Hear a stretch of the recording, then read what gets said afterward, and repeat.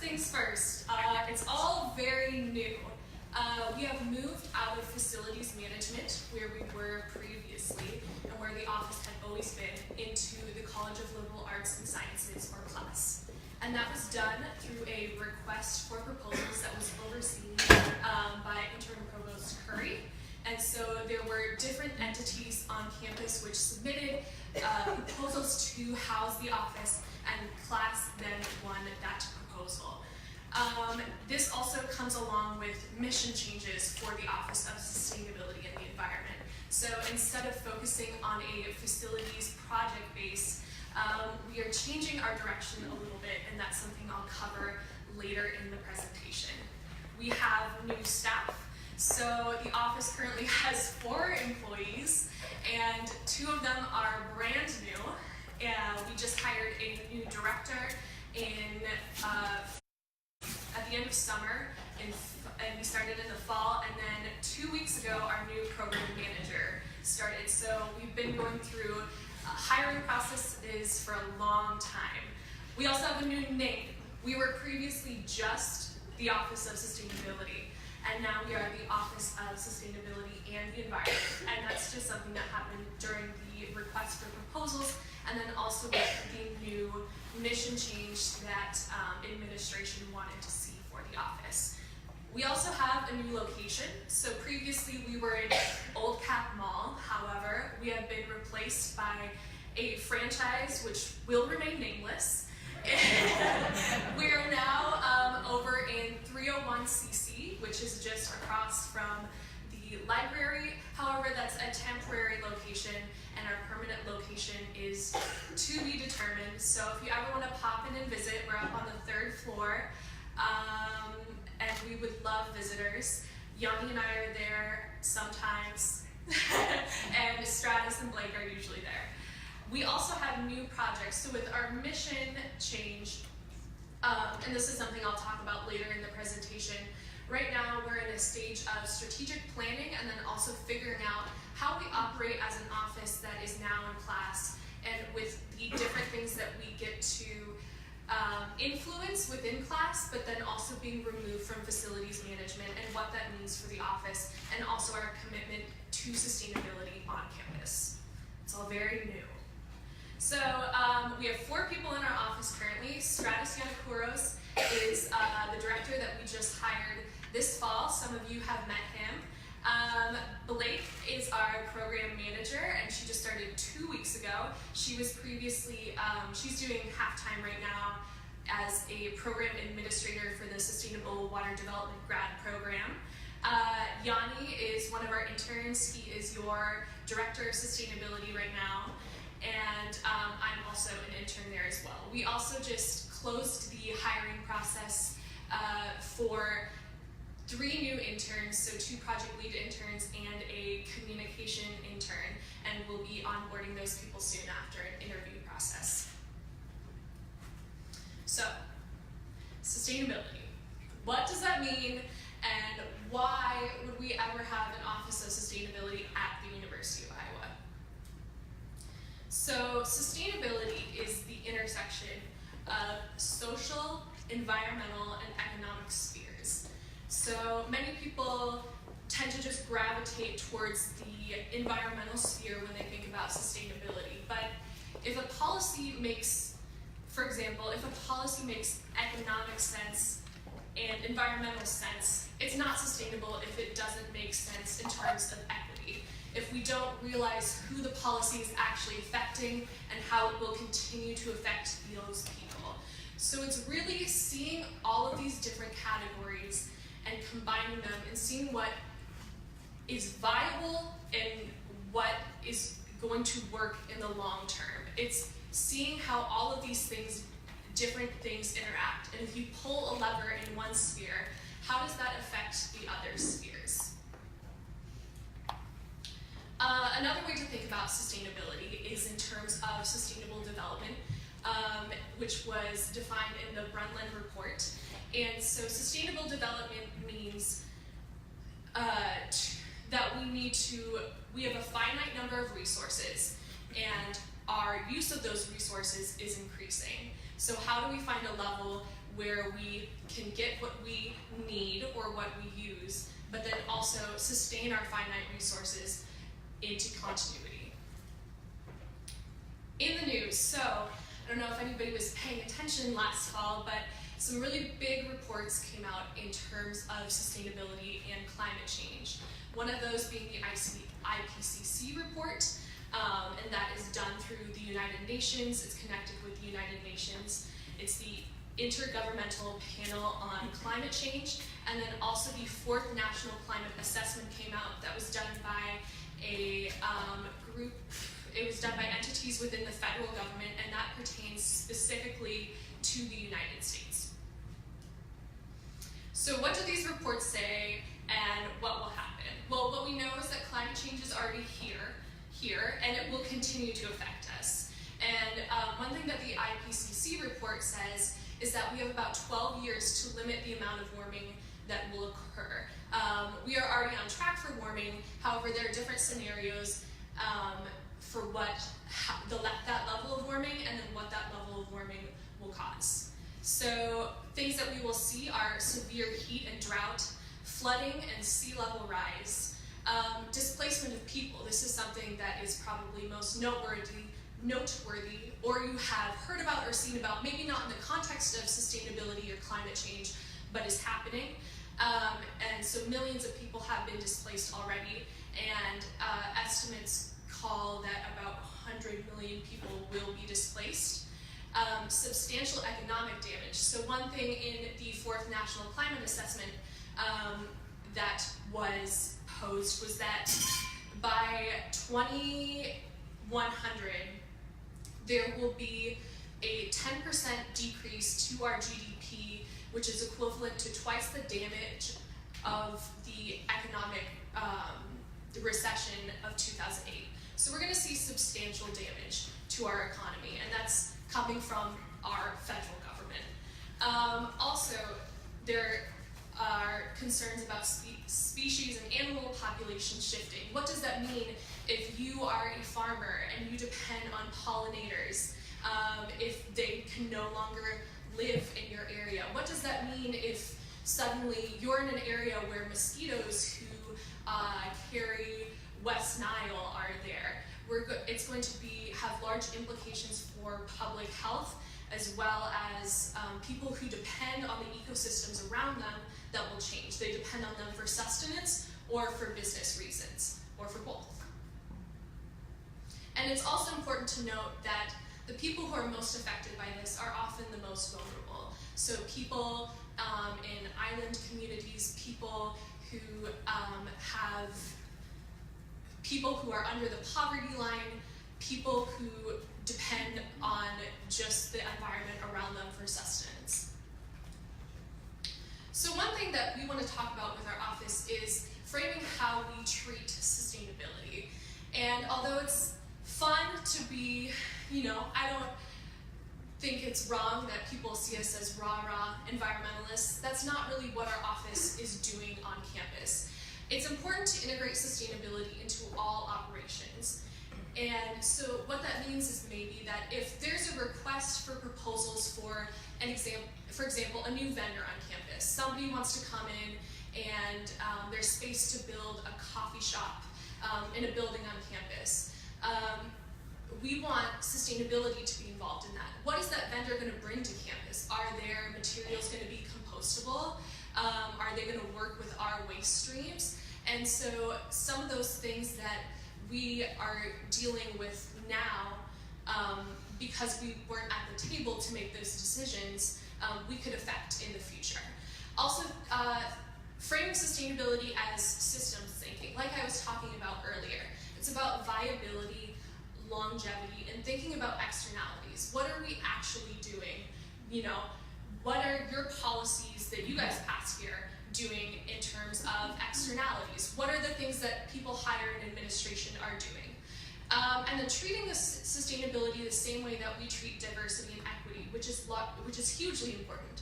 Because the way we treat diversity and equity is that it's everybody's responsibility and that everybody should be at the table. And that's how we want to treat sustainability too, is that it's about everybody realizing that this is not just important, that this is advantageous for ourselves as future leaders and also for our university. So, like I said, our office has shifted as we have transitioned into class. So one thing that we're focusing on a lot more now is research. We have put out iCrew Research Fellowship Program applications for the summer of 2019, and I believe those are still available. You can still go to apply. If you're interested, I can definitely send you the link. Feel free to approach me afterwards.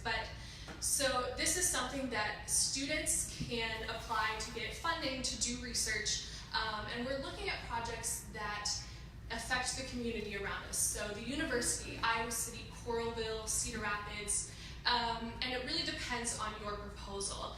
But one great thing about sustainability is that it is applicable in all areas. So you can see the things that we're looking for under here range from any major. I mean, there's art, writing, food systems, land use, resiliency, vulnerability, biodiversity. So if you're interested or know somebody who's interested, this is the kind of work that we want to do. Is we want to give students the opportunity to look at these complex problems and report on them, and we want to support that kind of research on campus.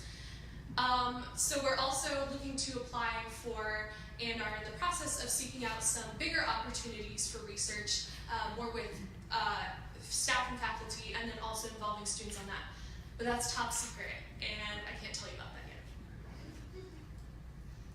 So another thing, so we are now, since we're now in the College of Liberal Arts and Sciences, we want to focus on sustainability education.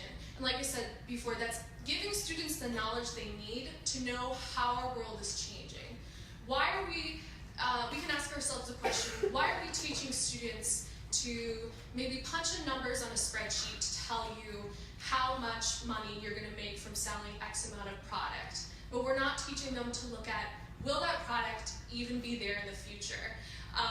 One thing that climate change will do is have a big effect on coffee and chocolate, and if you want to make a super cool candy bar company someday, but there's no chocolate, what are we going to do? I think it's important to question what our university is teaching us and how it's teaching us to approach and solve those different problems that we see around us. And also transparency. No problem can be solved if we're not honest and upfront about what's happening and what the consequences of our actions are. Thinking about it in terms of system thinking, so that intersection between environmental, economic, and social spheres, and then focusing on research, which allows students to do the brunt of the work and allows students to get the opportunity to go to an employer and say, yes, I've done this, yes, I've looked at this. And there are numerous ways to implement that education. One thing that we're looking at preparing now is a proposal for success at Iowa, getting that sustainability knowledge into success at Iowa. Like I said before, general integration into operations of the university. Gen Ed is something that's been floated around and discussed, but that's obviously complex and controversial. Also, more research opportunities in general. So things that we have coming up and events that we would like to do more of. We're going to do a career roundtable on March 28th. And so this is something, we have a lot of great graduates of the University of Iowa who are now living in the world and doing this work. And so we want to give students who are interested in any sort of field that has to do with sustainability the opportunity to talk to these professionals, ask them questions, see what their journey has been like to get there. Because a lot of people who work in the area of sustainability now aren't necessarily the classical majors that you would think about, or didn't start in companies that you would think of as sustainable. But those companies have responded to mounting social pressure and then also just seeing the opportunity of becoming more sustainable. And there are people who, example, work at Coca-Cola who are now working on sustainability aspects within that business. And so we will have representatives from business, service, government, research, local foods, planning, all different sorts of spaces for sustainability work. And students will be able to come and break into small groups and ask them questions. And we want to do more of this, I would say, alumni work with our students who have already graduated from the university, and give you guys the opportunity to connect with them, and then also see this as potentially a career opportunity, or just something to help advance you and supply you with knowledge, just another way to supplement your education. So one thing that our office right now wants student input and voices on is the Iowa City Climate Action Plan. So this is something that I've been a part of for a year and a half now. So in fall of 2018, Iowa City passed an Iowa City Climate Action Plan, and it contains a huge number of items. It's available online. I would love to talk to you about it. But the main goal of that plan is to reduce greenhouse gases in Iowa City 80% by 2050, and it has a benchmark at 2035. And so this is something that the Iowa City Council has passed and said that we're doing. The plan was made by a consultant that was hired, city government, stakeholders within the community. For example, we had a representative who works at Oral B in Iowa City on the board, and community members. And I was the community member or student representative on the board. And so the board helped to make the plan last year, and now we are acting as a volunteer board to implement the plan. But, so the city has set aside money to fund different actions over the years to implement this, and the volunteer board is working on it as well as city staff. And so one thing that we want feedback on is a potential University of Iowa working group for the plan. And so this would be a group that would find ways for the city and the UI to work in tandem. So the University of Iowa is responsible for 17% of greenhouse gas emissions within Iowa City. And you can't really, when you do greenhouse gas inventories, it's hard to factor out the university. I mean, emissions don't just go like this and float above the university. We have a larger impact on our community. And so it's important to see how we affect our community around us, and then it's also a way for us to find different opportunities for students, staff, and faculty to engage with these complex problems. There's going to be small grants that the city is releasing, and potentially different opportunities for the university to engage in. And also, it's an opportunity potentially to establish some kind of new goals for the university. So the 2020 sustainability goals that were made when the office was in facilities management will expire in 2020, and obviously that's coming very soon. And because the office is now in class, it is not foreseeable that new university-wide commitment will be made to sustainability with those goals. However, this could since this system is already set up for us to latch onto, this could potentially be a way for the university to see if that is in the future for them, is a university-wide commitment to sustainability by latching onto that plan. I would love to talk to you guys more about the plan. It's up online on the city website, and if you have questions, you can just grab me afterwards.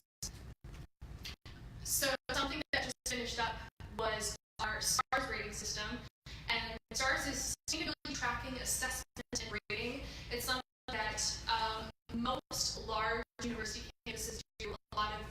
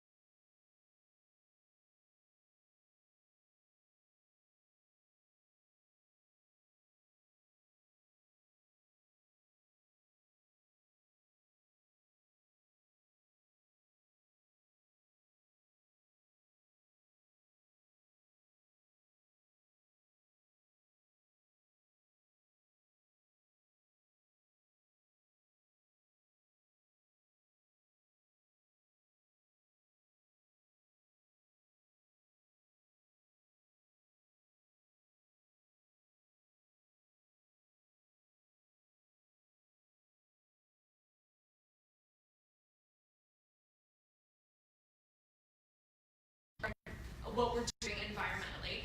And so this also allows us to be on the Sierra Cool Schools list and on a sustainability ranking for Princeton Review. So it's important to the university in terms of as somebody's looking at our rankings online. It gives us noteworthiness in that way. But so Yanni and I prepared their documents or reflections based on the STARS report, and we found that our biggest opportunity areas with the STARS report and in comparison to our peers are operations and academics. And those contain a whole boatload of items, but the office will be pursuing the academics items that will be our focus. However, we still want to influence operations in a number of ways. So, what can UISG do? This is a part you should really pay attention to.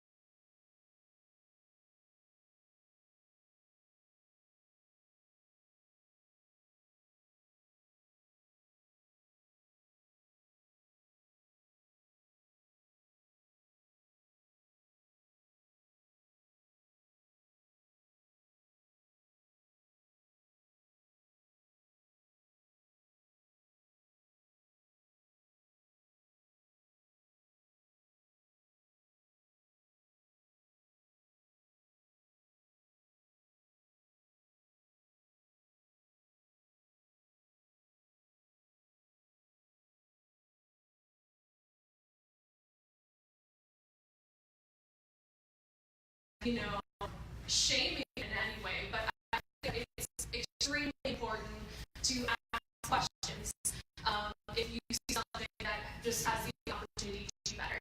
And then also realizing the importance of investment within sustainability projects at the University of Iowa. Thank you. My email is on the screen. Feel free to email me afterwards. Yanni's also an intern at the office, so he can definitely answer probably your questions. But feel free to grab me afterwards, and thank you so much. Were there any questions? Do we have time? Okay. Yeah. No? Go.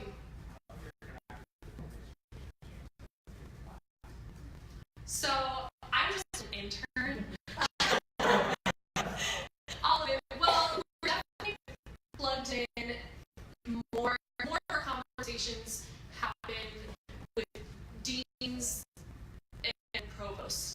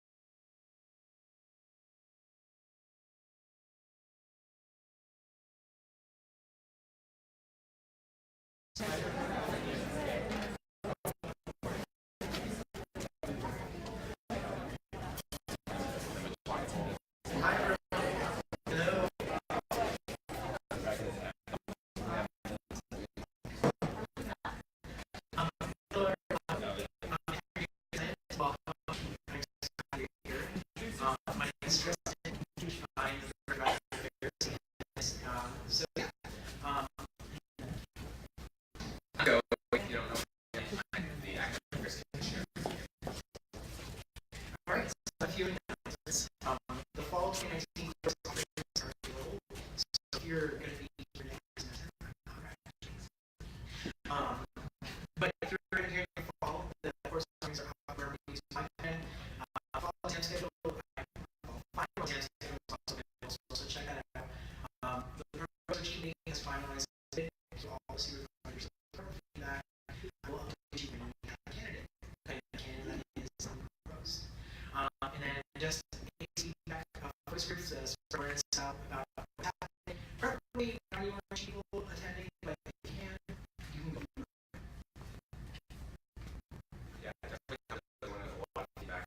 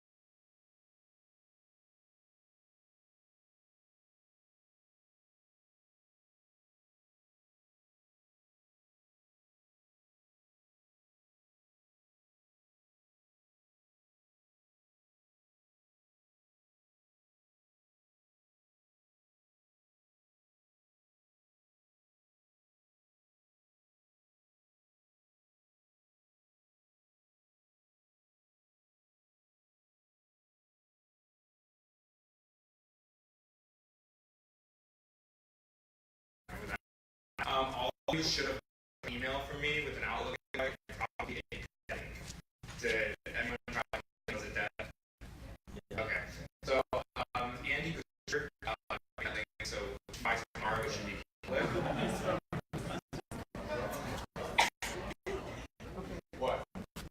Wait, so it should be clip by tomorrow. You can accept the Outlook invite. You can make or growth, which is new names for today. Please do. And that's about it. If you can sign up for a cookie or breakfast with your UISG, we appreciate that as well.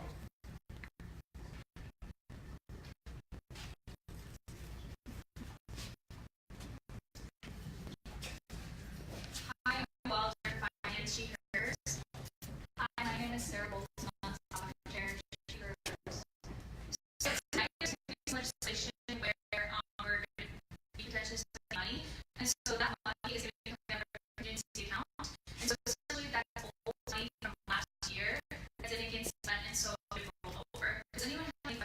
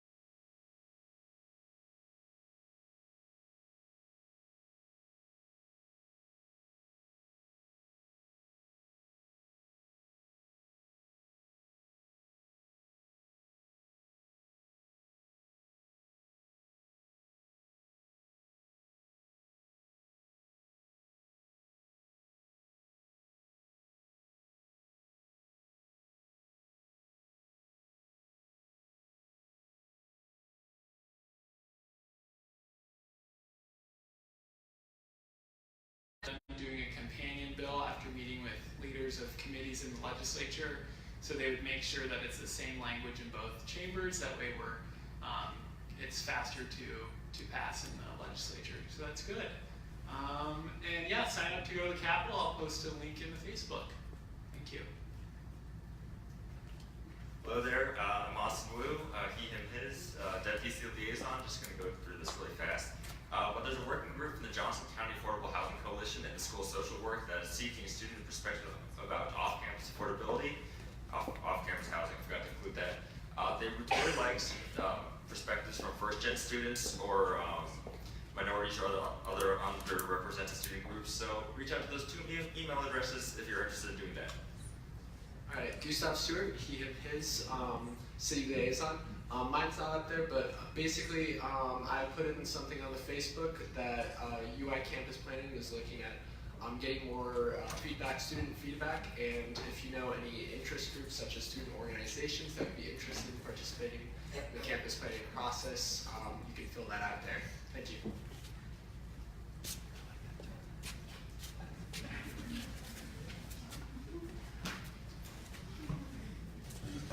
Hi everyone, my name is Mike Negri, I'm Director of Health and Safety.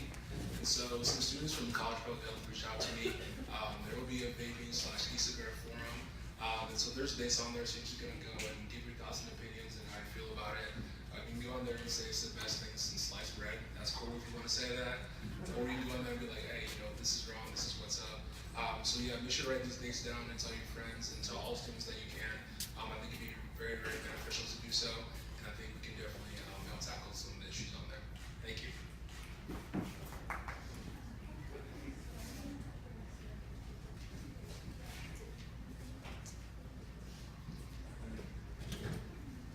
Hi everyone, my name is Alex Baer, he, him, his, and I'm the Director of Justice and Equity. Hi everyone, my name is Anier, the committee chair, she, her, hers. And we are really looking for all of your help in recruiting people to show up for an interest meeting for the constituency senator positions that is happening on Friday. So in order to make sure that these elections are of quality, we would really like to have a lot of interest in people for running in them. And so it'd be really great if you could give this a share on Facebook if you haven't already, put on your Instagram stories, and send it to any of your friends who might be interested in any of those 6 positions that are selected through an open election process.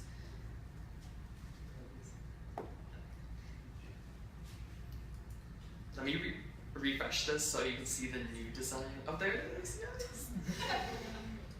So, thank you to Haley from the graphic design and communications team for working so hard on these graphics and on the cover page for the Being Not Rich at UI guide. But we are about to launch this, and it is really exciting.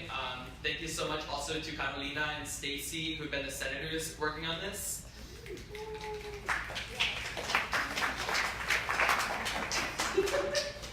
And if you haven't been on the link to check it out already, it's really starting to grow. I think we're up to 20 pages now, and this is going to be an awesome, awesome material in terms of trying to make college experience better for students who come here whose parents aren't footing the bill for them. And also a quick event plug, Mock Shadi is this upcoming weekend, yes? Yes. Okay, so everyone make sure you attend. It's going to be a lot of fun. I go every year and I love it. And also, okay, so we are having the multicultural formal. It's going to be in late April. We'll give you guys more details when it comes sooner, but we want to see all of your beautiful faces there, so please come. Mark your calendars for April 26th.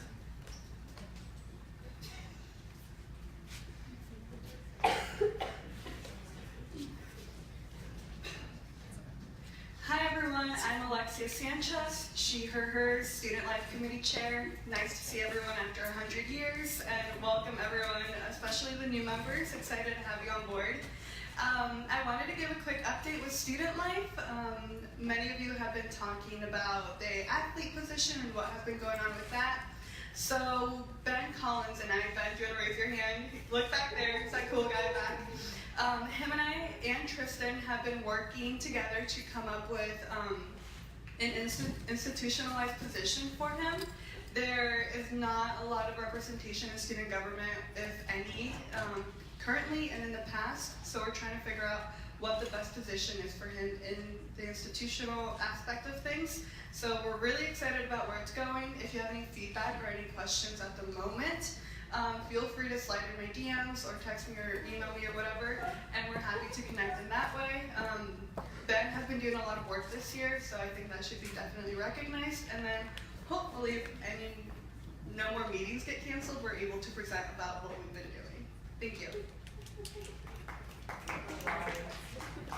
My name is Anthony Otten, Director of Student Services. Pronouns are he, him, and his. Mine isn't up there, but I dropped an email about this in our email group, and I just wanted to give a quick reminder. The Hancher Finkbein Medallion Committee is looking for faculty that's full-time clinical or tenured faculty. I believe associate professors count in that as well. The Hancher Finkbein Medallion is considered widely one of the most prestigious awards given out by the university. And this year, it's classes' opportunity to nominate a faculty member, or I think up to 6 faculty members. So I'm trying to garner some student feedback, see who we think that needs to be recognized for what they're doing on campus. I sent out the criteria for the nominations in our email group. I can send that out again to individuals or the group if that's necessary. But I just want to hear from you guys. I've gotten a few suggestions already, so any suggestion I get, I'll take up the chain. We'll write the nomination, but I may come back to you for more information and why you think this person fits well. Thank you.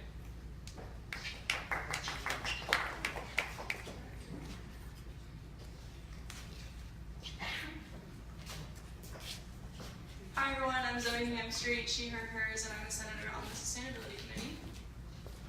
And I'm Sarah Henry, I'm the Sustainability Committee Chair, she, hers. And this is something Sarah and I have been working on. It's a sustainable purchasing guide for student orgs on campus, so we really want you all to be aware of it. I will open it for us. And this is something you can use within UISG, so within your committees, but also I know all of you are involved in a lot of different things on campus, so please take it to your student orgs and share it with them and make sure that they're aware of all of these things. There's information about events and hosting them, and then there is also a whole page on shirts and the process that you should go through when thinking about buying shirts. And then at the end, there's just kind of like general catch-all for any other questions you may have related to sustainability. If you have any extra questions about this in particular, you can ask Sarah or myself or anyone on the Sustainability Committee.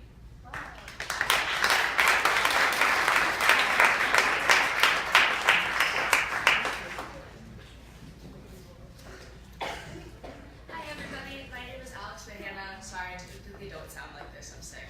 I am the secretary of production, her, hers, and that first one is from me. Do office hours, live them, love them, do them. For most people here, it's just 1 hour a week, just hang out in the office, be there for anyone to answer questions.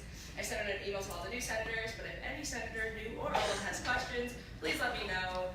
We're still doing sign-ins on paper, but we're going to be transitioning to a better system for sure next year, but maybe this semester. So I'll update you all through email, but please keep you updated. Hi, I'm Kyle Shear, Cabinet Director, he, him, his. UISG public office hours for executives can be found here, so check that out. UISG executive reports, so this is a new accountability system that we're trying out. If you want to, just type in executive reports into UISG 2018-2019 folder and you can check that out. Undergraduate students can now talk at Senate meetings. If you want to learn more, go to this link and encourage people to come and talk about their thoughts. UISG SharePoint focus groups. So we're trying to build a new system for communication and document sharing and stuff like that because there's a variety of reasons that I don't need to go into right now, but I need your help to figure out what it should be and how it can improve. So I set this in the UISG calendar, but if you can please go, I'd appreciate it. Pizza.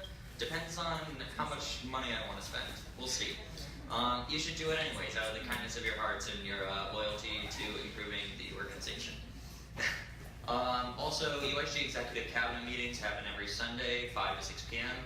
Old Cap Mall Executive Boardroom, I can't read that number. Oh, 2390. They're public, so you can come if you want to. Yeah.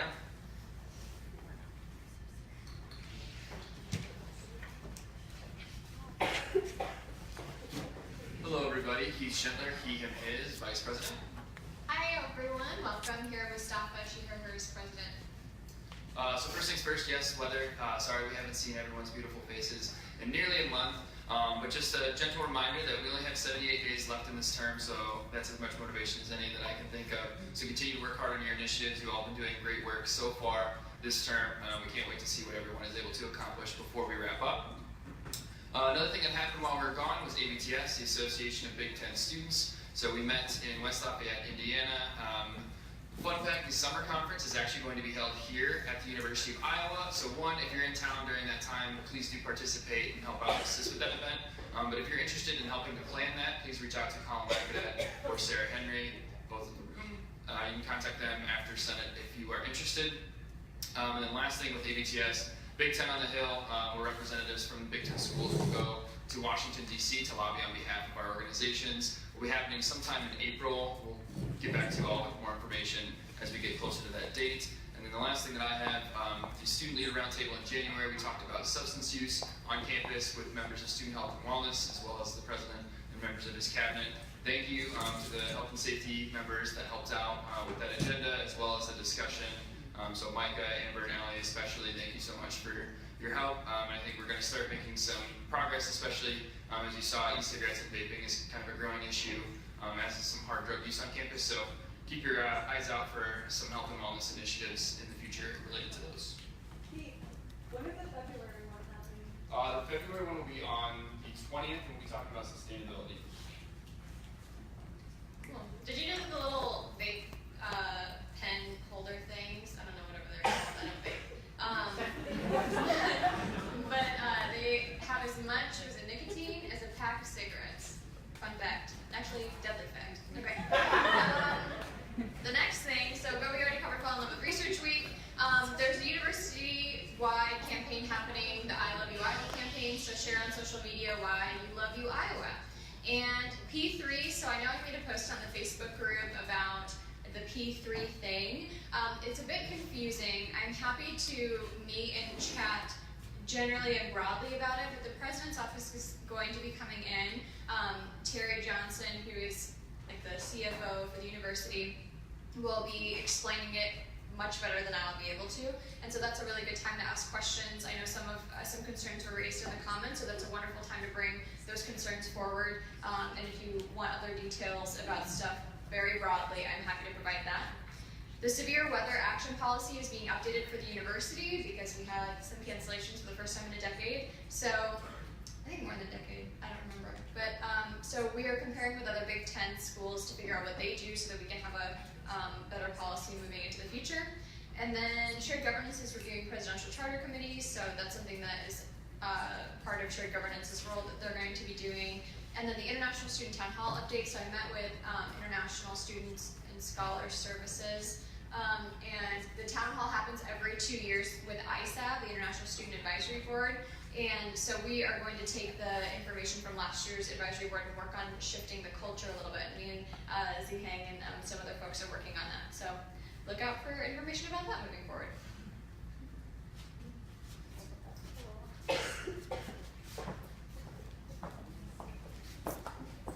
All right, hello everyone. My name is Connor Gronsky, Speaker of the Senate, he, him, his. And my name is Jacob Hyde, Speaker Pro Tempore of the Senate. Pronouns also he, him, his.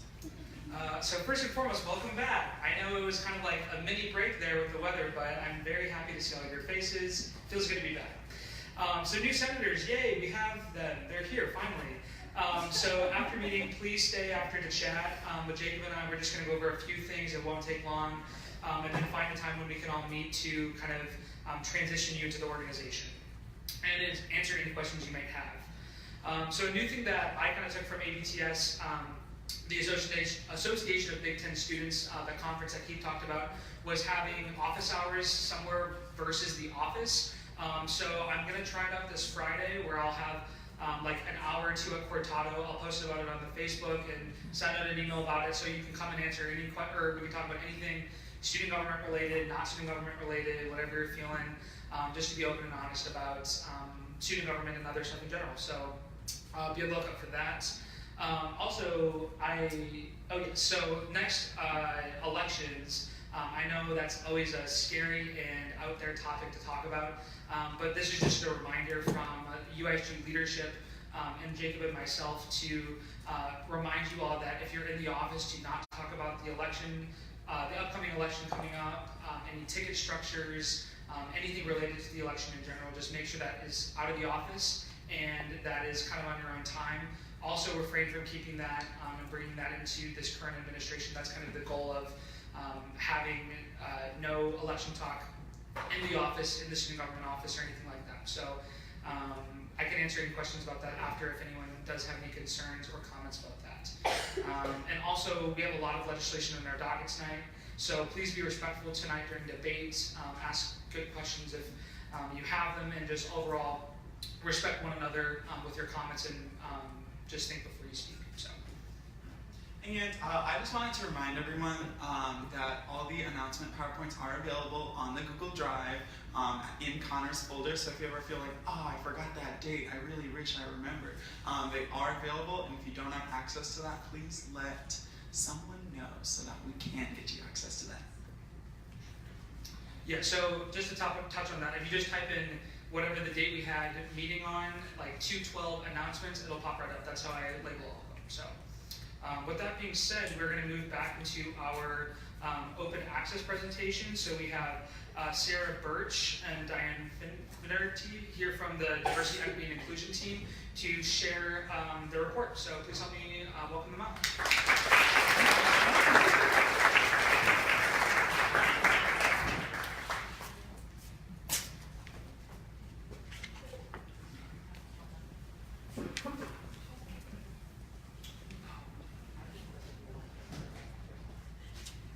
Okay, I'm Sarah Burke.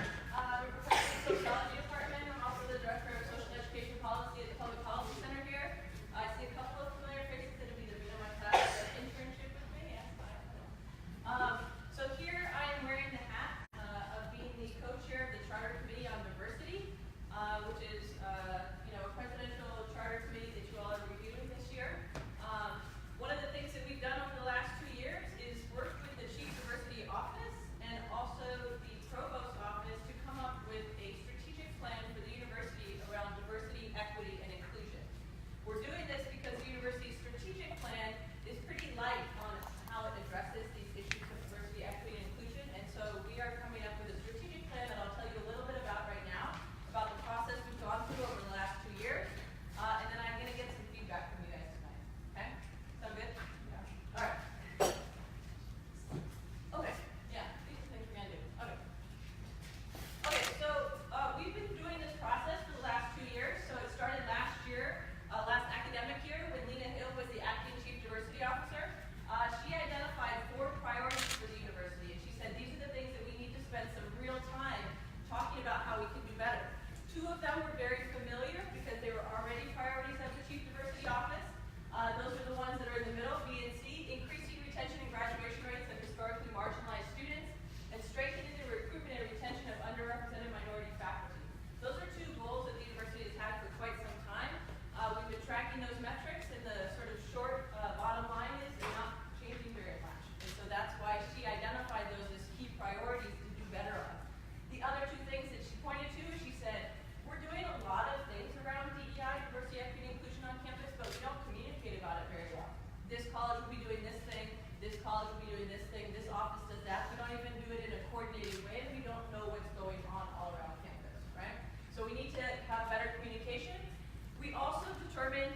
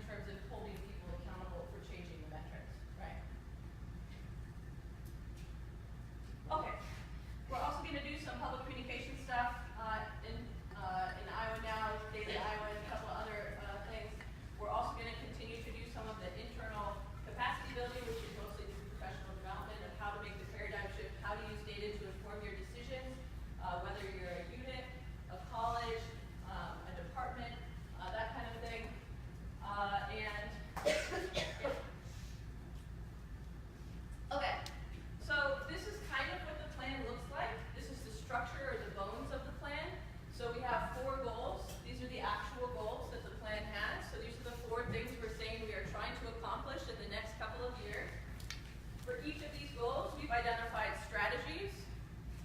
For each strategy, we've identified critical tasks, how you go about this. The structure should look familiar. This is the structure of the UI strategic plan, right?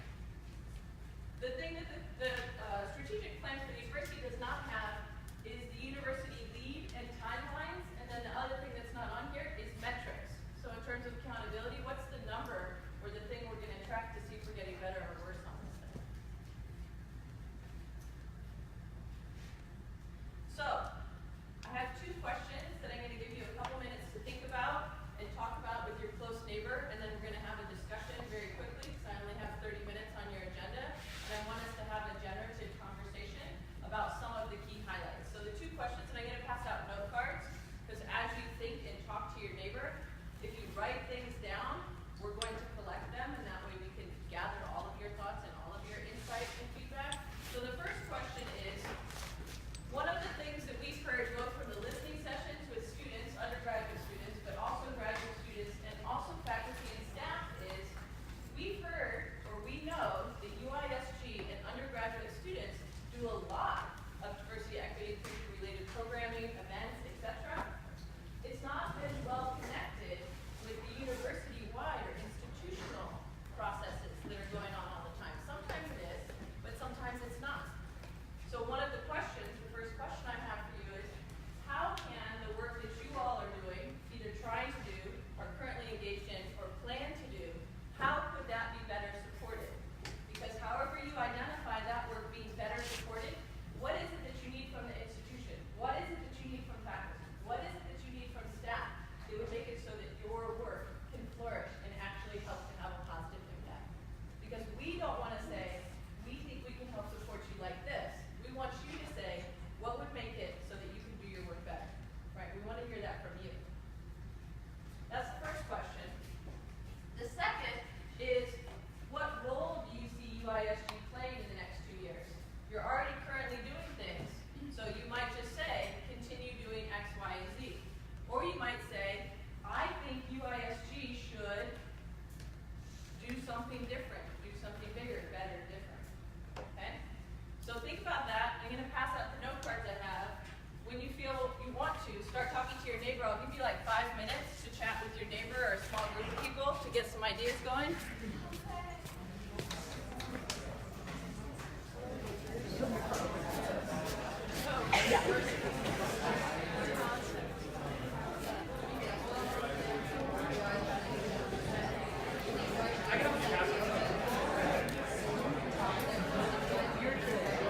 It's the vibes.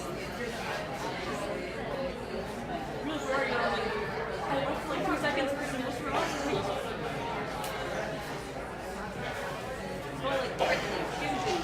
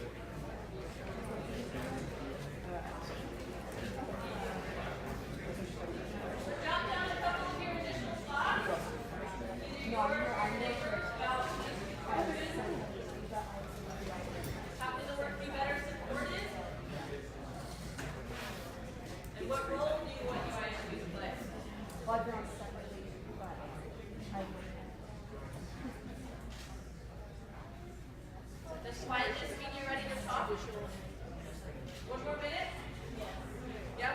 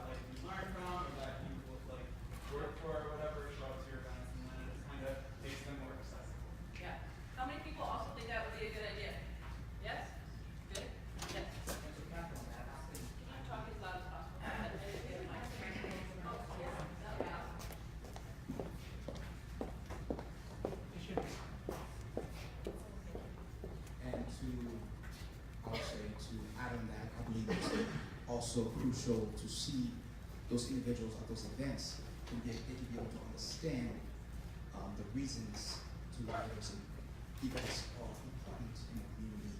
If they're gathering information themselves instead of relying on surveys to do a collecting.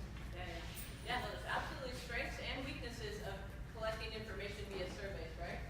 It's not a lived experience, it's just a snapshot. What else? Yeah. We're gonna have to go around to the back to get people back there. Please.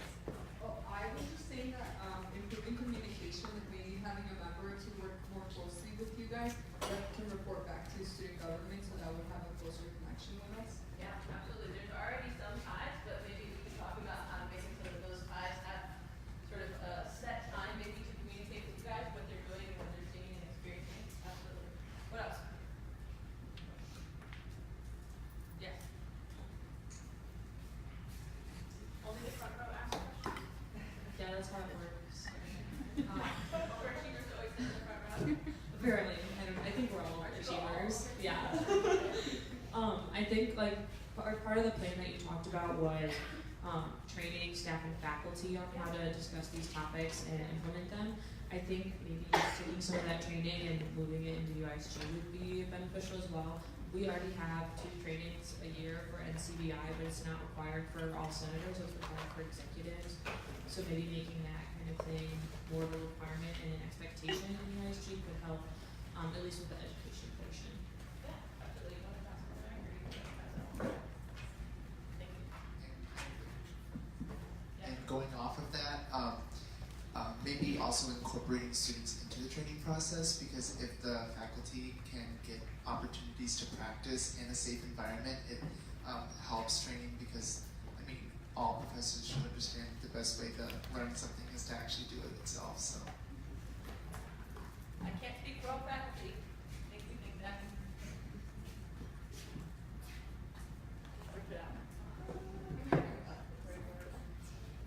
Also, I think it's a good idea to have more listening sessions, like maybe once a semester, because things change constantly. So if you only do it like every 2 years or every year, you're missing out on like a lot of students who graduated who might want a lot of important things.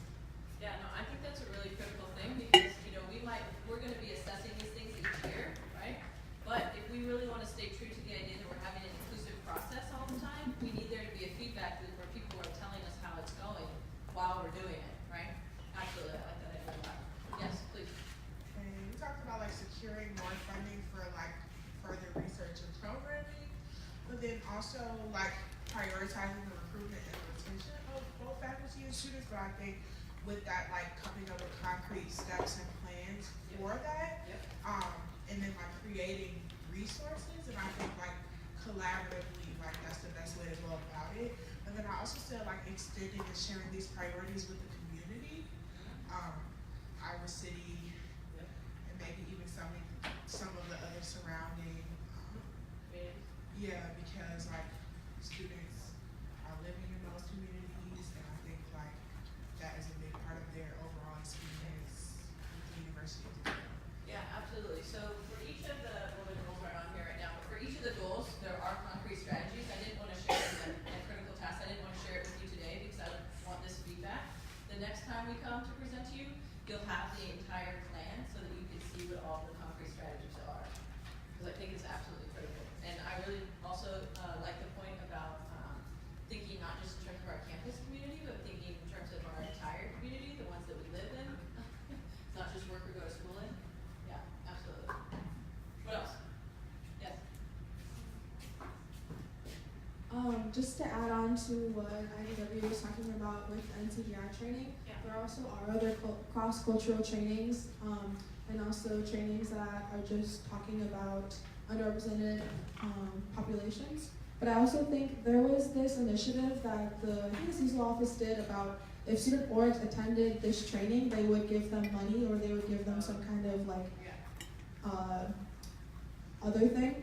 But I was thinking if UISG has a lot of money sub-contingency, that they can implement the programs of like NCBI and other cultural trainings being available for all student organizations.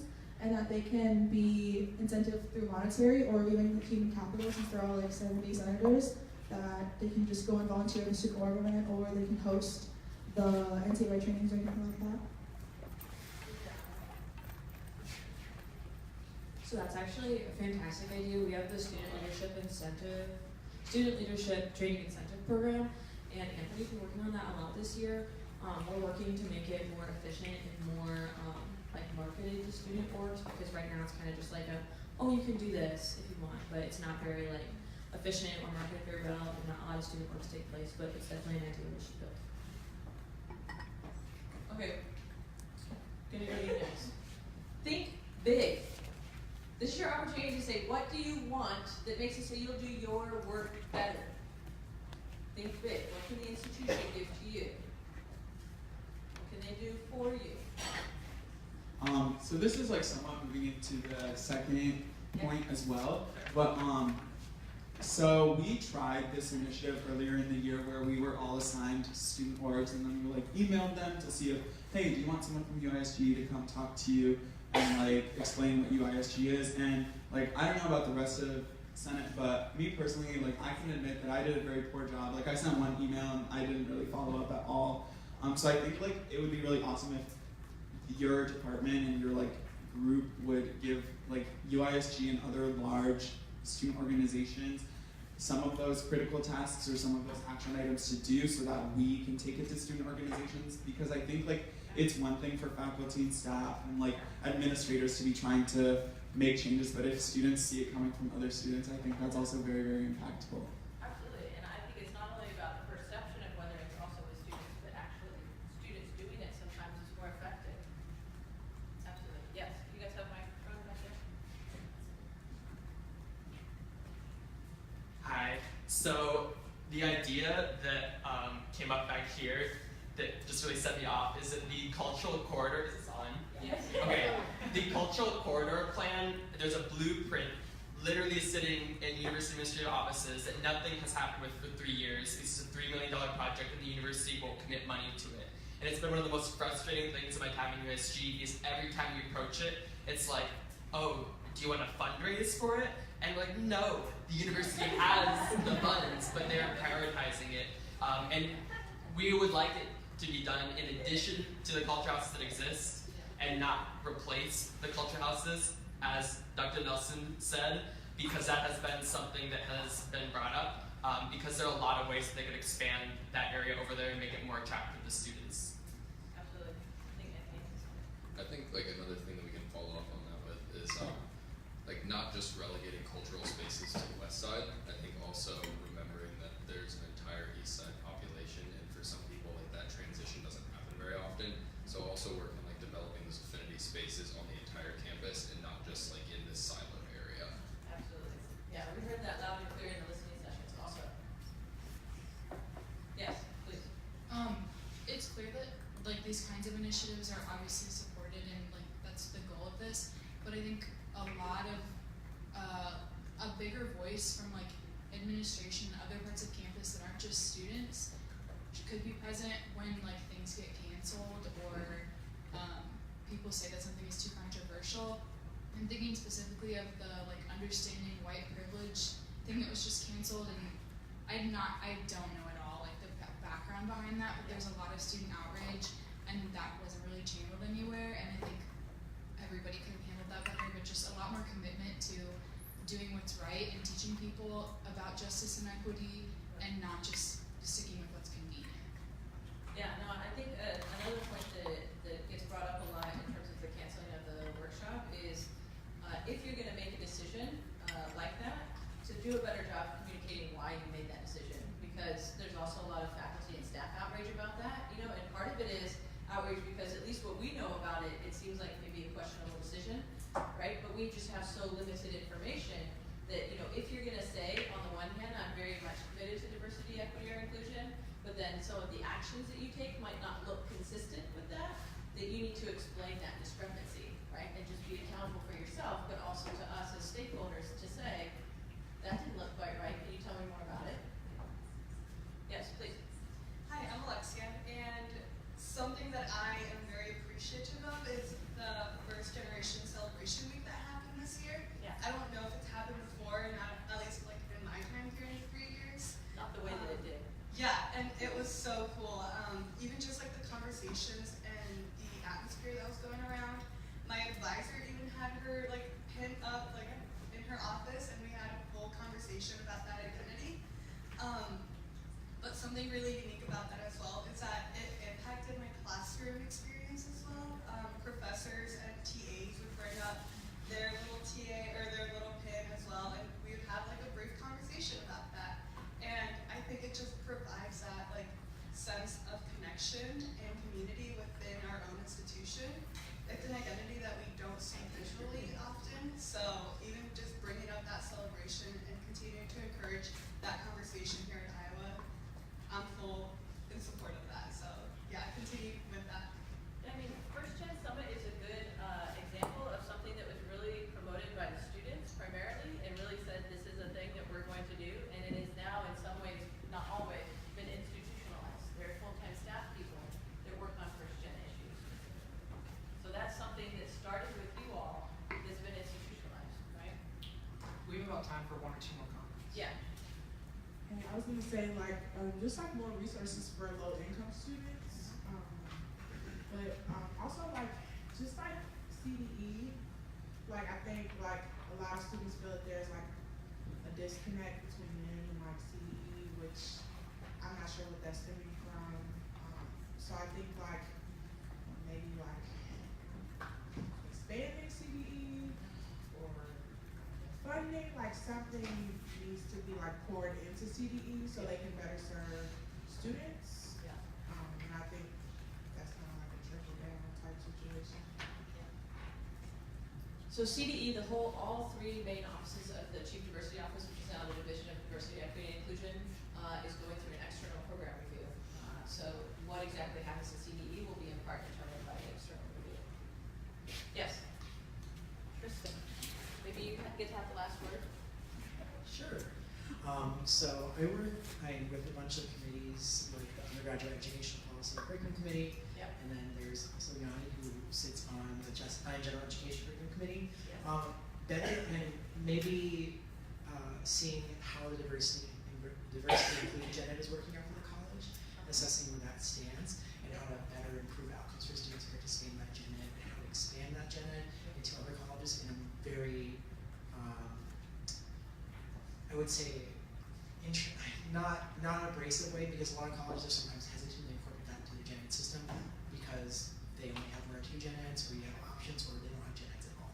Yeah.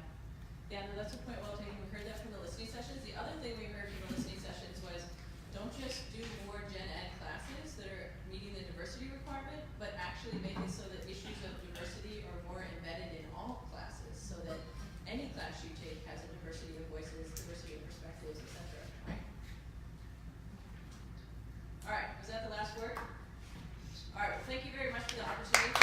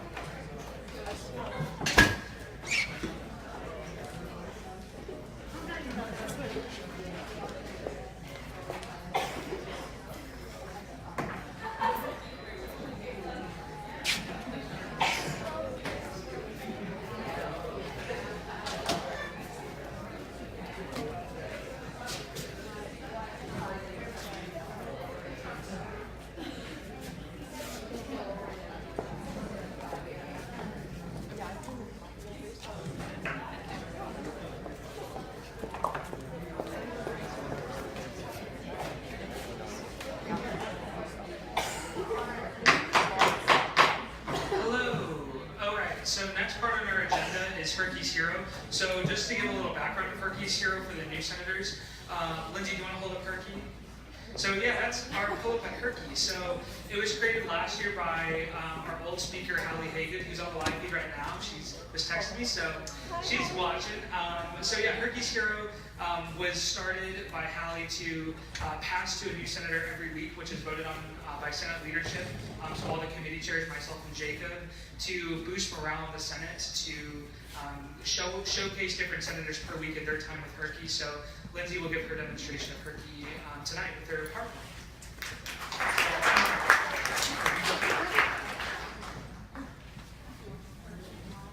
Hi everyone, my name is Lindsay Meyer, pronouns are she, her, hers, and Herky and I have been together for actually 4 long weeks of winter. I just didn't update it from last week when I was ready for it. So, little disclaimer, I didn't carry Herky around with me every day for 4 weeks. I thought that if I did that, it would become a personality trait, and I didn't want to be the girl with the pillow pet, so we're gonna have to deal. All right, so first, this is the Sustainability Committee, a little selfie to start off our 4 weeks together. Everyone's really cute. And then I had a tour the next morning, so I got some pics with the tour guides. He wasn't actually given Tour Guide of the Month, but he probably deserved it, winning over the hearts of prospective students everywhere. And then Herky went to see Drake Bell. A little bit of a letdown, he couldn't come into the concert, but he, I mean, you can't even really tell it's cropped in there, but that's Drake Bell. And then Wednesday mornings we have our Bible study, and so that's my roommate Cassidy. We made chocolate chip pancakes and looked into the Bible a little bit, and Herky hung out during that. And then we had our the clothing closet student org event thing fair booth, and that's 3 of my really cute exec members. They're precious. They're there with Herky. They're cuties. I think I'm really funny. Tristan stopped by and hung out a little bit with Herky. And then that's the exec team again for the clothing closet. A little pro tip, if you are new to student government and don't have those professional clothes, come to the clothing closet. We're open 5 days a week. You can get this. You don't have to qualify. Anyone can just come in and get free clothes to keep. So yeah. And then more with the clothing closet, because what else do I do? We had our exec retreat, and so that's us. We made a cup tower, and we won, so it was a win. And then for our snow day, Herky and I stayed home, stayed warm, and we made chocolate chip muffins. Actually, they were blueberry muffins. But one thing that we do at camp, the camp I work at during the summer, is that we actually fry up blueberry mix and like you would in a scrambled egg pan kinda, and you just make muff fluff, and then you just eat like the little like pop in your mouth. Would recommend. It's pretty good. But also real muffins are also good. Oh no. Oh, we're good. This is my brother. We went to his speech contest. Also not edited at all. But he was a zombie. He didn't have like a black eye or anything. I just thought he was really cute. And then this is our picture of our Sustainability Committee meeting last week, and we're really committed to UISG. Oh, and then we went and saw Cory Booker. It would be kind of cool to see Cory in the house, am I right? And that's all.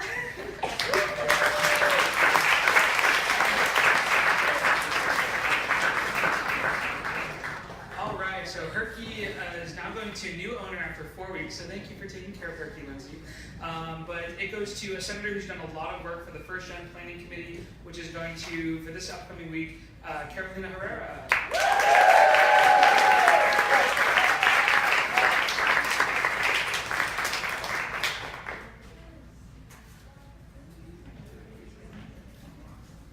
All right, Senator Lyons. Can I please call for a 3-minute recess to ask questions regarding the upcoming legislation?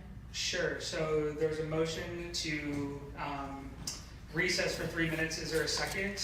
Seconded by Senator Henry. All those in favor of recessing for 3 minutes. Please signify by saying aye. Aye. All those opposed, nay. Nay. Any abstentions? I'm going to say the ayes have it on that one for a 3-minute recess. So be back here at 8:33.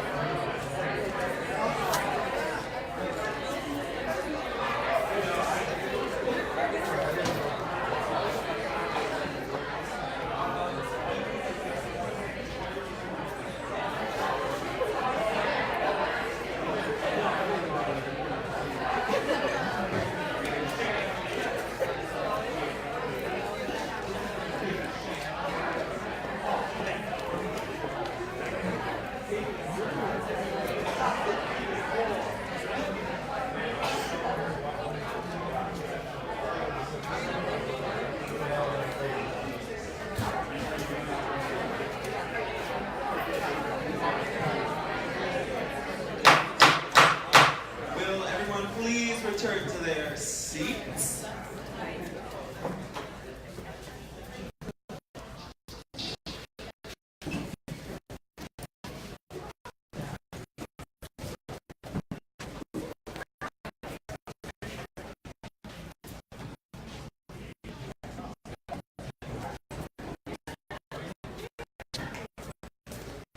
Okay, so now that we're all at our seats, just remember tonight all the days spaghetti. So first we are going to start with SB 27, confirmation of new senators, since you have not been confirmed yet. You are not allowed to vote or see about this legislation, sorry, but just the way it works. So can I have an author? Is there an author present? Ooh.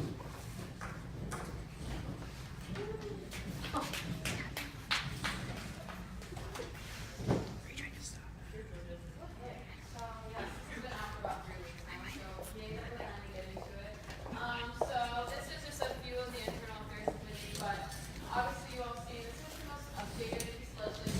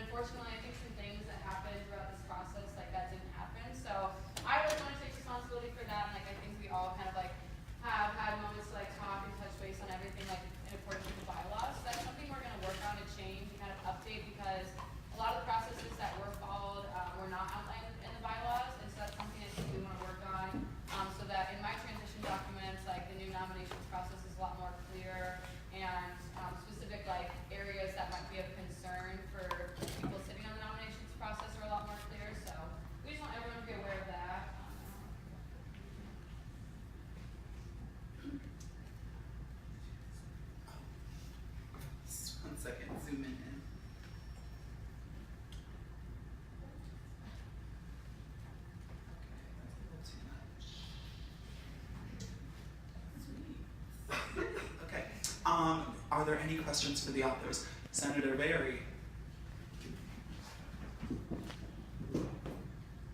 May I ask why one person's name was removed from this legislation since it was released to us?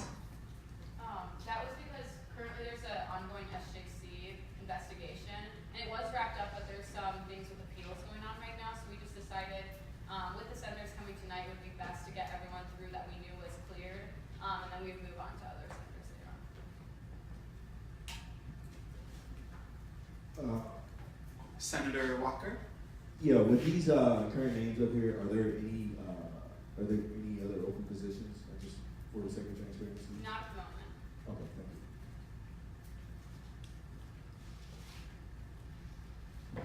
you. If there are no other questions, thank you very much, authors.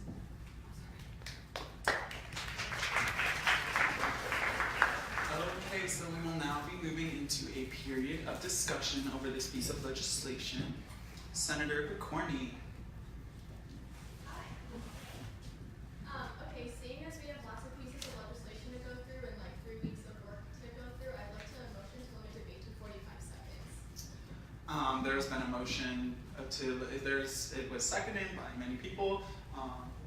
All those in favor of limiting Point of clarification, would that be for this legislation or all legislation? For all pieces of legislation. Okay, so is there a second for the motion to limit, there's a second to the motion to limit debate to 45 seconds for all pieces of legislation. All those in favor of limiting debate to 45 seconds for every piece of legislation, please signify your vote by saying aye. Aye. All opposed, nay. Nay. The nays have it. The nays have it. Sorry, Jenna. Senator Crow. Hi, okay, I'd like to make an amendment and then also have a chance to explain it, if that's okay. So I would like to make an amendment to strike 3 names, Monterey, Ruth, and Lauren. So I know that internal went through and they worked really, really hard, and I don't really know these 3 individuals, but I'm sure that they are outstanding individuals, and this has no reflection as to who they are or who internal affairs are for their character or people or anything of that sort. But there is like an SJC investigation. I was under the impression that it was completed, but I don't know if there's a representative here that would be able to provide more insight. Essentially finding that the bylaws for internal affairs was violated by these people getting nominated. Essentially, to make a long story pretty short, an individual is running for president on that committee and didn't recuse himself from interviews, deliberations, and voting, which I think makes it like difficult for me in good faith to vote to confirm these people, because I'm not sure and positive that it was the most objective decision making, that it was fair for all the candidates that did apply, and we know we had a lot of them. So that is why I'm making this amendment, and I hope you all have some insight, and if there's any questions, hopefully there's a representative that can provide insight for that too, so thank you. Is there a second for the amendment? Okay, seconded by Senator Boltzma and also Senator, Doc. So point of clarification, to Amber's point, Senator Crow's point, the investigation has concluded for the case of the senators in question, but there is an appeal. There hasn't been an official appeal sent from Jack McGovern due to him not being a part of the Senate anymore. So currently all investigations are closed, but I think that's just through the rumor mill that there is an appeal going on. But as of now, the investigation is closed. Okay, so now we'll be moving into a period of discussion over just this amendment. Senator Berry. So I would first like to start out and say that currently, if you are to look into the UISG bylaws and you are to scrutinize them to the 100% to the best of your possibility, which I have done with the help of Kevin Meehy, we have gone through the entire UISG bylaws. We have found several instances where the UISG bylaws have been neglected or have been completely disregarded. And so, in saying that one section, okay, coming from a person who cares so much about the rules, and I think a lot of people are very aware of that, to say that one part of the rules is more important than the others, especially in the case of spring nominations processes. I know, Amber, that you came in through the spring nominations process from last year, and to know now that you came in through a process that actually is not supported by the UISG bylaws is something that I think that should be notified for everyone to know that vacancies are supposed to be filled after the 2 weeks that they are empty. That is not how our administration has done it, and I definitely don't think that that's necessarily the most proactive way to do it. I do agree that the spring nominations process is the best way to do this, but specifically on this amendment that is being made, this is prioritizing one part of the bylaws over another, and at the moment there's no way to say in our constitutional bylaws that says one part is more important than another. All we know is that the Constitution is more important, and I definitely think that having 50 senators, or at least the most senators that we can possibly the most senators we possibly can have in UISG is a priority, no matter the way that they get in, especially because I don't think that this is something that took away from the quality of the senators that are being proposed, and I definitely know that in the nominations process, the people that are currently striked out in red were individuals that were chosen by the people not including the person that had to, that failed to recuse themselves. So from a person that at the beginning was very against these being accepted in, and I know that a lot of people are aware of that, right now, I think for the long term in UISG, I think we need to reflect a lot on the bylaws, how we uphold them, and we need to make sure that something like this doesn't happen. Don't have to do these situations because it was bad on all parts.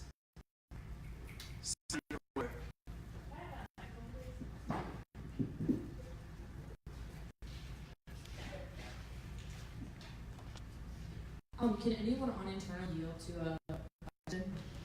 Maybe Lily. Was this the individual's fault, or was this internal affairs fault? Was it their fault that bylaws were broken, or was it internal affairs fault?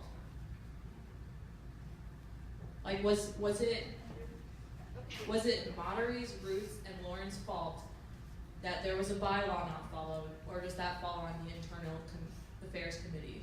Kevin, do you know the answer? Yeah, so as Joseph mentioned, I kind of walked through with him the bylaw violations, so I'm going to just recap them very quickly. I can expand if anyone has questions. One, senator eligibility. There's 4 requirements to be eligible, one of which is reading and understanding the UISG bylaws and constitution. So ultimately, all of these things come down to all of us, and it was me not knowing the bylaws until 4 weeks ago.